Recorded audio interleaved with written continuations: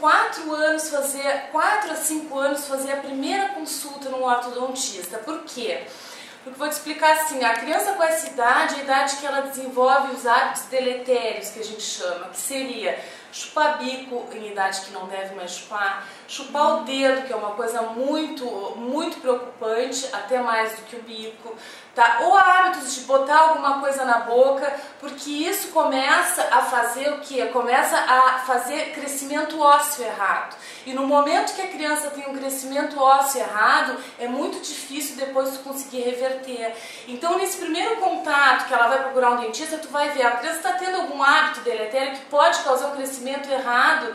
Crianças que dormem sempre com a mãozinha do mesmo lado, acabam entortando a boquinha, ou como eu te falei, o dedo, que é horrível. Então a gente vai dar certas orientações, assim, ó. O que tem que fazer com o dedo?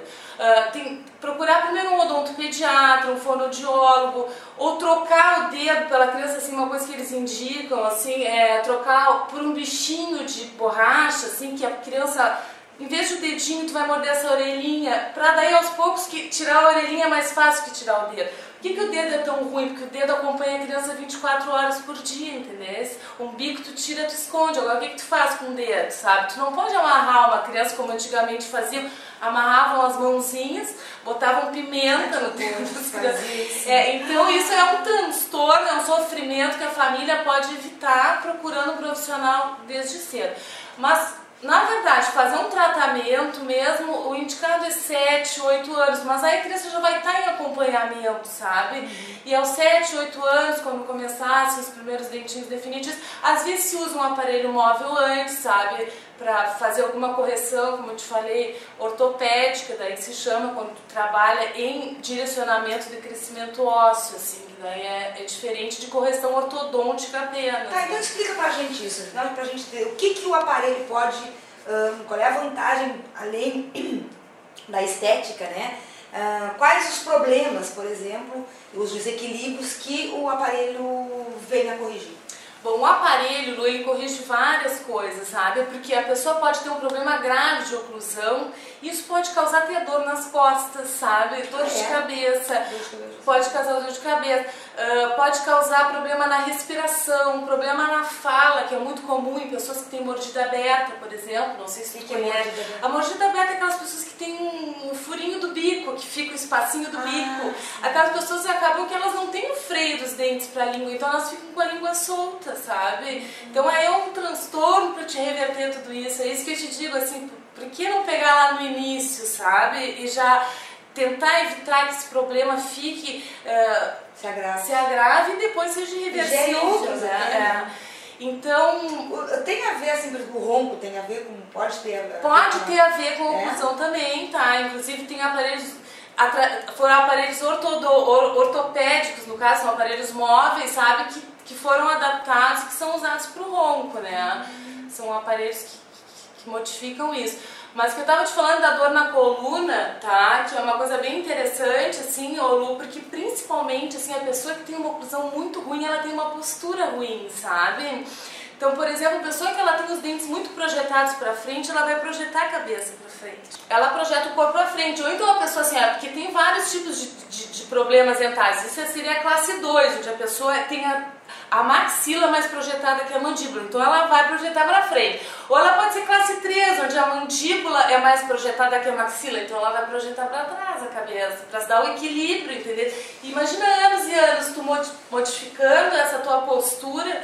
Tu acaba sentindo, fora toda a musculatura que é inserida aqui, que tudo é ligado, né? Tudo é ligado, então acaba que a pessoa pode ter dor realmente na coluna, pode ter dor de cabeça, tá? Aí eu vou te dizer assim, e aí fica buscando analgésicos, tratar uma enxaqueca e é uma questão dentária. Às vezes pode ser um problema assim, ó, isso é uma coisa também muito comum, sabe, o que eu queria esclarecer. Tem pessoas que têm problema de articulação, que é a TM aqui, que o uso do aparelho resolve, mas tem casos que não, que tem problema na articulação que não tem a ver com os dentes. Às vezes até o côndilo aqui, que é esse osso aqui, é menor de um lado que do outro. Aí, mas isso na avaliação já... Numa avaliação tu pode perceber, mas tem muita gente que chega aqui, eu vim aqui porque eu tenho uma dor horrorosa na articulação, ela estala, ela me dói.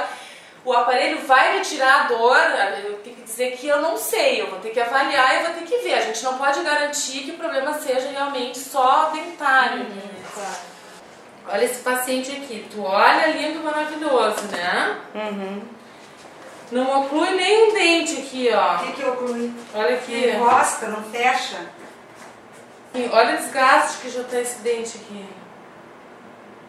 Esse dente aqui, com o passar dos anos, ele vai até perder se continuar assim, ó. Porque começa a bater muito, entendeu? Se eles estão desgastando muito. Por quê?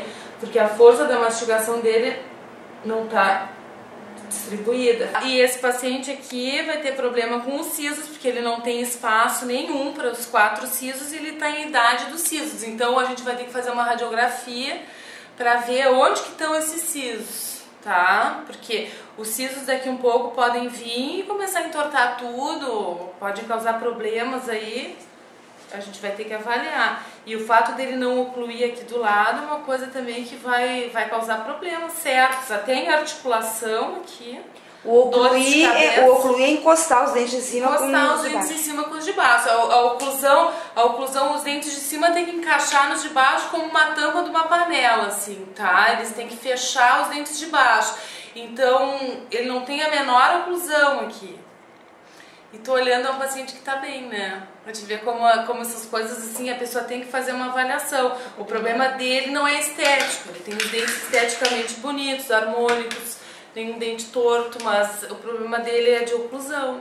Tem esses problemas todos podem ser corrigidos e o alinhamento em si, né? Que eu acho que a maioria das pessoas quando busca é para um alinhamento, para uma dentição mais bonita, mais perfeita. Sim, porque além dos dentes ficarem alinhados, eles ficam mais fáceis de higienizar, mais fáceis de tu passar fio dental.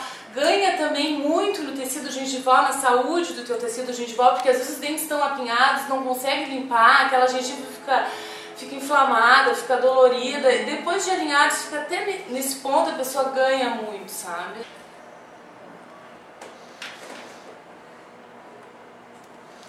É que aqui o caso dela, ela tá com uma oclusão boa, seria só de alinhamento mesmo desses dentes aqui, ó. De deixar eles retinhos, botar esses 2 centrais pra frente, que eles estão mais pra trás. Uma outra coisa que seria interessante te dizer, assim, ó, é que muito assim, as pessoas às vezes estão com falta de dentes, tá? Ah, eu tô com falta de dentes, eu quero colocar implante, eu quero colocar uma prótese, sabe? E aí, qual seria o primeiro profissional para procurar? Claro que primeiro um clínico geral para fazer toda a avaliação de cáries, de coisas, mas depois seria muito interessante, assim, que eu tenho feito muito, é tu colocar o aparelho para preparar a pessoa para colocar os implantes, sabe? Porque às vezes tem um espaço, mas tem 2, 3 dentes que estão tortos na frente, sabe? Às vezes tu até consegue fechar espaços, como tive casos aqui de pessoas que vieram procurar um implante, mas se conseguia corrigir com o aparelho. Claro que não são todos os casos, né? Mas alguns tu consegue corrigir.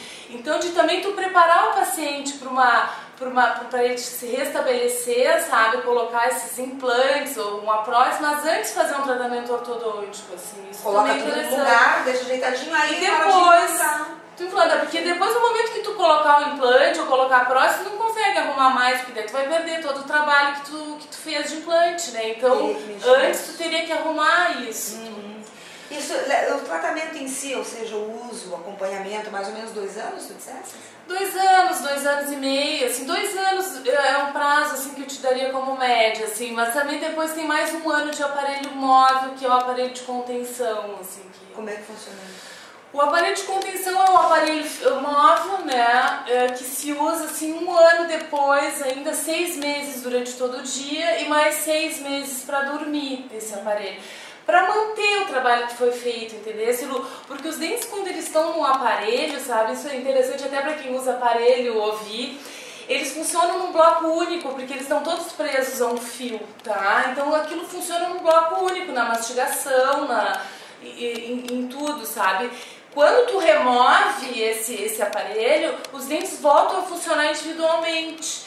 E tu tem fibras que ligam os dentes ao tecido ósseo que tem que se regenerar, tem fibras que tem que voltarem a se fortalecer para o dente não entortar de novo, sabe? Então por isso é importante esse uso da contenção, que muita gente não usa, porque muita gente procura a gente dizendo, ah, já usei aparelho, não usei a contenção, entortou de novo, vou ter que colocar de novo. É isso que eu ia te perguntar, há a possibilidade de voltar, de retroceder, digamos, o trabalho?